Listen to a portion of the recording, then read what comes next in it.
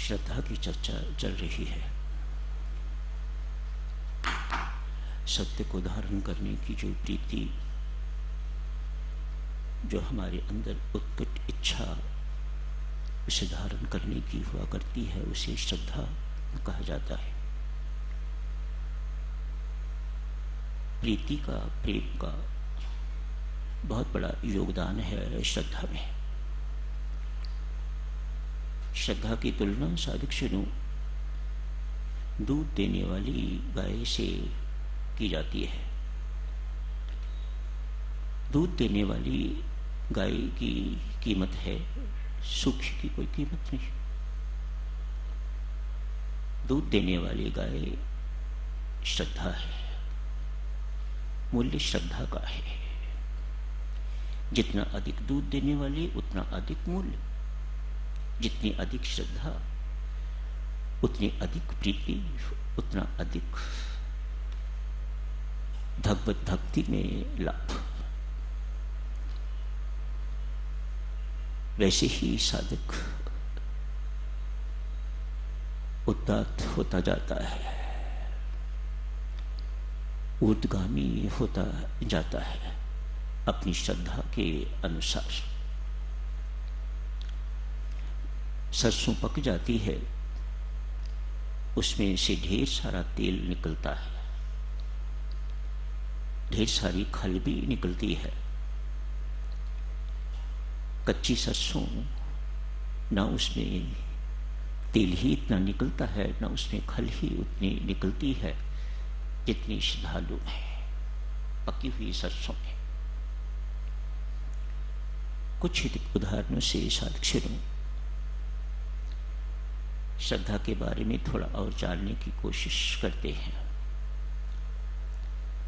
आज एक राजा किसी विशेष काम से अपने मंत्री को उसने बुलावा भेजा है। मंत्री महोदय जल्दी आई, मुझे जरूरी काम है। मंत्री तक संदेश भी नहीं पहुंचाया जा सका। क्यों? मंत्री उस वक्त परमात्मा की उपासना के लिए बैठे हुए हैं।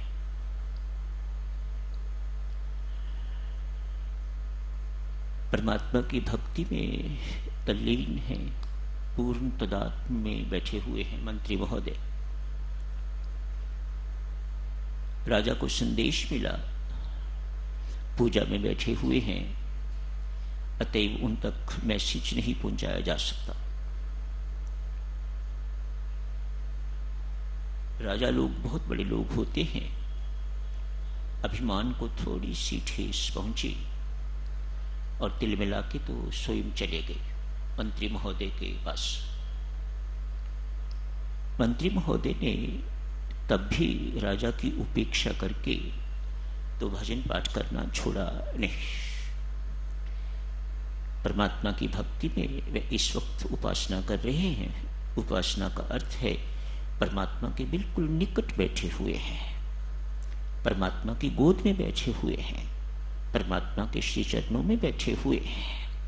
जिसे परमात्मा की सन्निकटता प्राप्त है, जिसे उसका सानिध्य प्राप्त है, वह इन राजाधिराजों की क्या परवाह करता है? होंगे अपने घर होंगे। मैं इस वक्त राजाधिराज महाराज के पास, महाराजाओं के महाराज के श्री चरणों में बैठा हुआ हूं, ऐसा उस मंत्री का विश्वास है, ऐसी उस मंत्री महोदय की श्रद्धा है। थोड़े समय के बाद मंत्री महोदय उठते हैं, राजा से राम राम होती है। राजा ने क्रुद्ध भरे शब्दों में पूछा, आखिर ऐसी क्या बात थी जो आप मेरी उपेक्षा करके भी इस काम के लिए बैठे रहे? क्या है ये? क्या कर रहे थे आप? मंत्री महोदय ने कहा, राजन, मैं राम नाम का उपासक हूं, मंत्र की उपासना करता हूं। जिस वक्त मैं उपासना करता हूं उस वक्त मैं परमात्मा के बिल्कुल सानिध्य में बैठा हुआ होता हूं। उस वक्त मुझे किसी की परवाह नहीं होती, मुझे किसी का बोध ही नहीं होता, मुझे किसी की चिंता नहीं होती। उस वक्त मेरे मन में एक ही अभिलाषा हुआ करती है किसी भी प्रकार से मेरी जो चरणों पर या नाम में तन्मयता है उसमें अंतर न आए, उसमें किसी प्रकार का कोई विकार न आए। मैं तन्मयता से परमात्मा की आराधना कर रहा था। ओ तो मुझे भी सीखनी चाहिए। मंत्री ने तत्काल कहा, राजन बेशक आप सीख लें, लेकिन आपको वैसा लाभ नहीं हो सकता। क्यों? मुझे ऐसा लाभ क्यों नहीं हो सकता? मंत्री महोदय ने तत्काल कहा, राजन आप में ना ही विश्वास है ना ही श्रद्धा है। ये माजरा तो सारा विश्वास और श्रद्धा का है। ये अध्यात्म की नींव, अध्यात्म का आधार ही विश्वास एवं श्रद्धा है। जितनी अधिक उतना आधार, उतनी नींव आपकी मजबूत, उतना आलीशान उसके ऊपर महल खड़ा हो सकेगा, पक्का महल खड़ा हो सकेगा। ऐसी नींव पर खड़ा महल उसे कोई हिला नहीं सकता, ऐसा पक्का महल बनता है। राजा ये बात सुन के चला गया है, लेकिन मन में ये मंत्र उपासना क्या है, ये बात निकल नहीं रही, घूम रही है। आज मंत्री महोदय पास ही बैठे हुए हैं। उनसे पूछा, आप जी ने उस दिन कहा था कि बेशक मैं मंत्र की उपासना शुरू भी कर दूं, लेकिन मुझे वैसा लाभ नहीं होगा जैसे आपको। क्या कारण है इसका? मैं भी वह लाभ चाहता हूं, मुझे वह लाभ कैसे हो?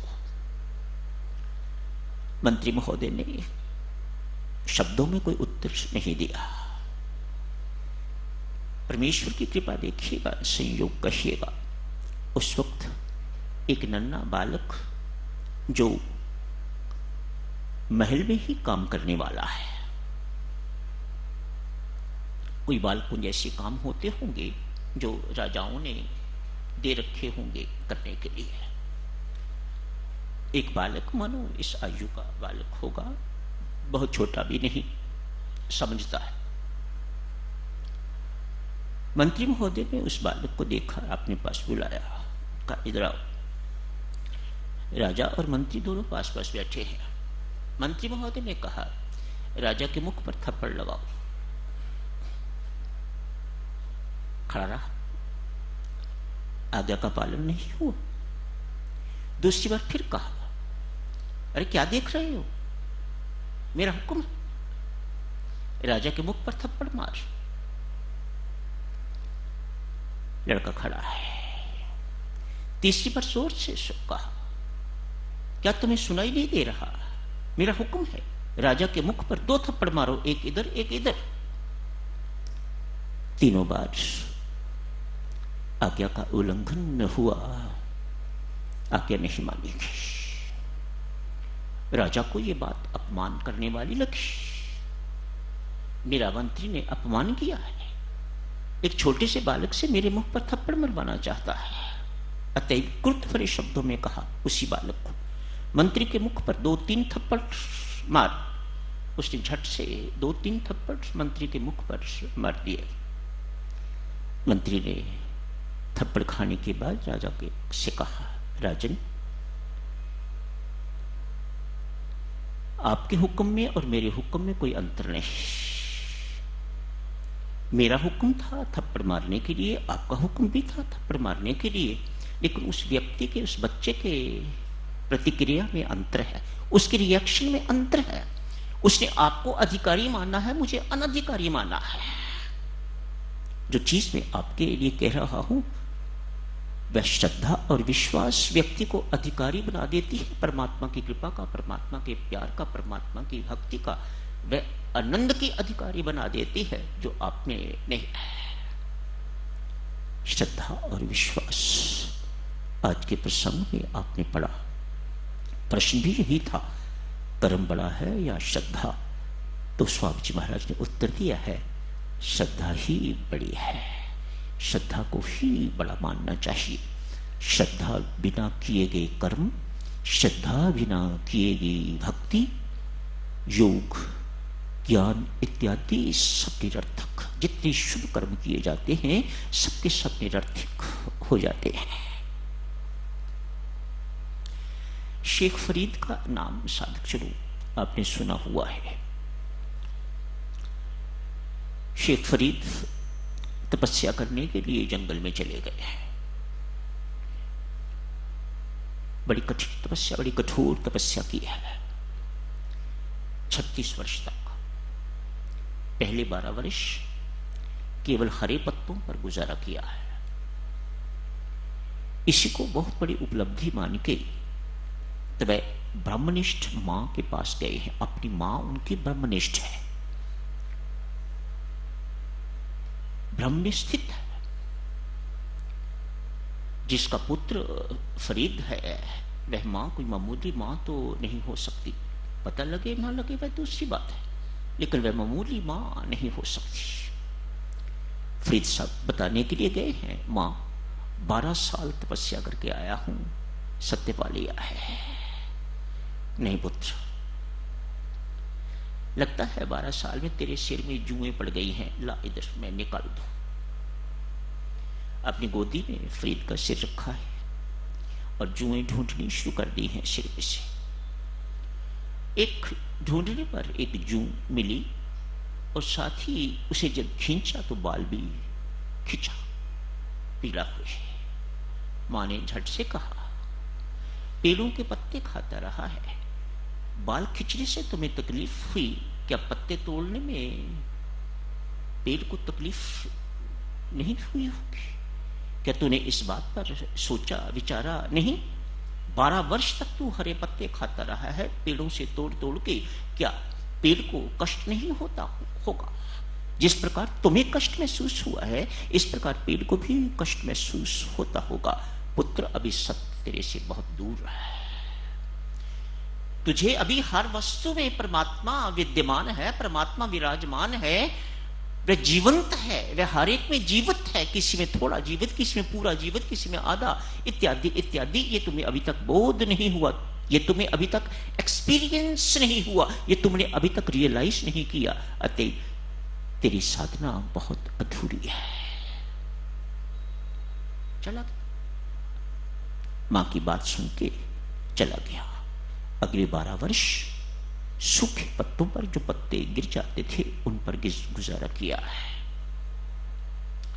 24 साल हो गए।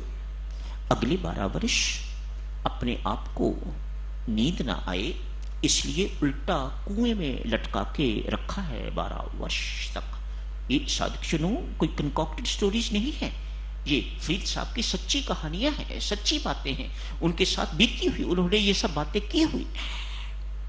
12 साल तक कुएं में उल्टे लेटे रहे ताकि नींद ना आए और परमात्मा की बंदगी नित्य निरंतर कर सके।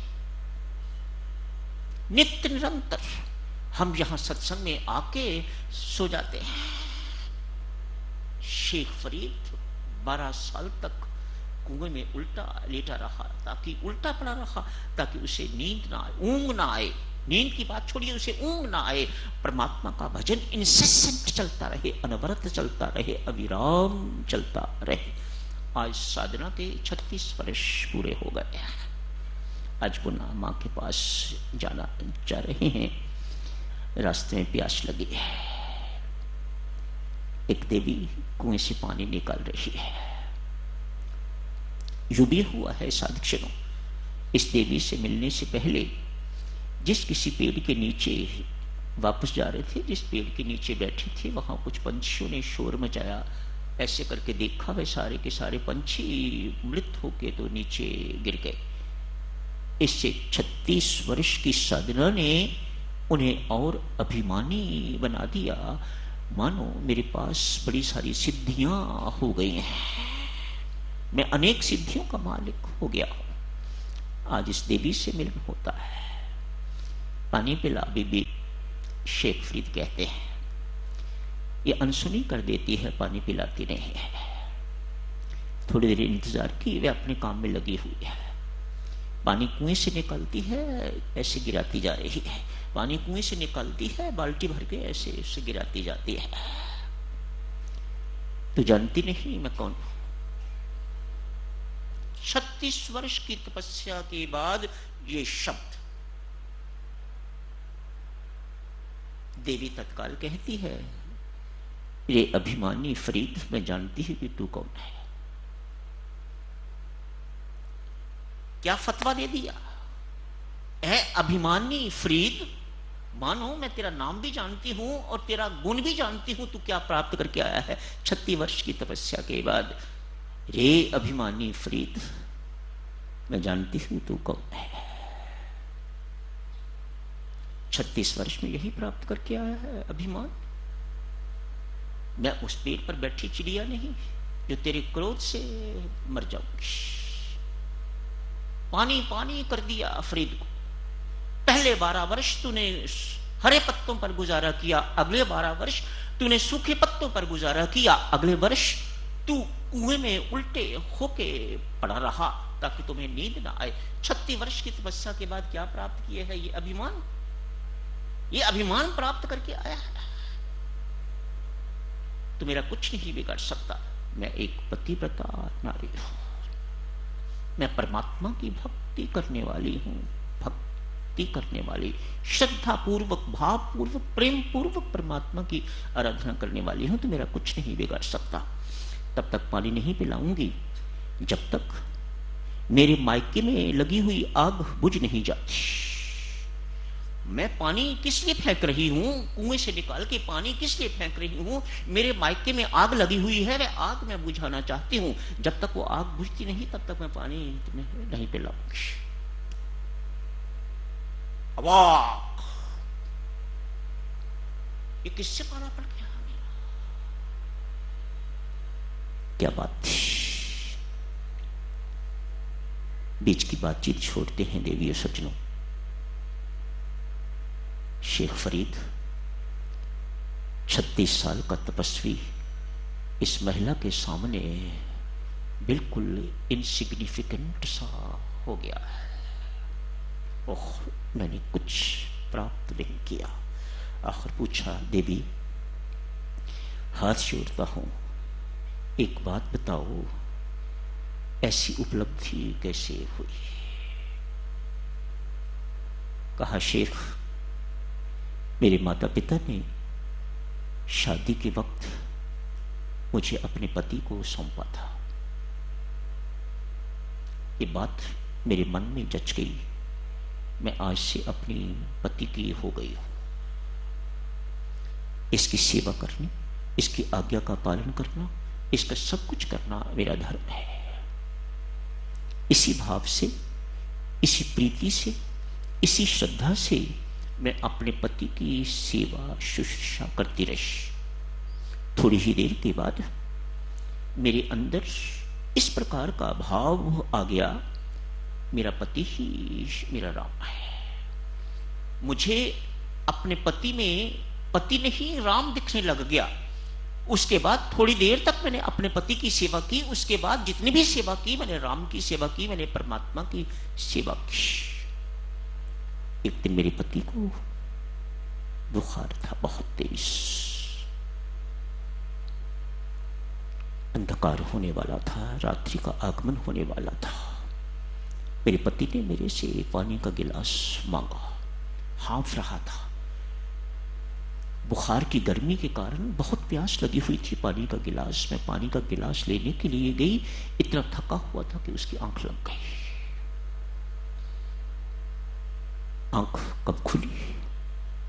सुबह। मैं पानी का गिलास लिए खड़ी रही वहां पर।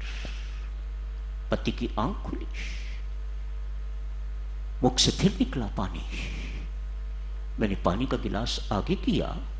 पति ने इतना ही पूछा, देवी क्या सारी रात तो इसी प्रकार खड़ी रही?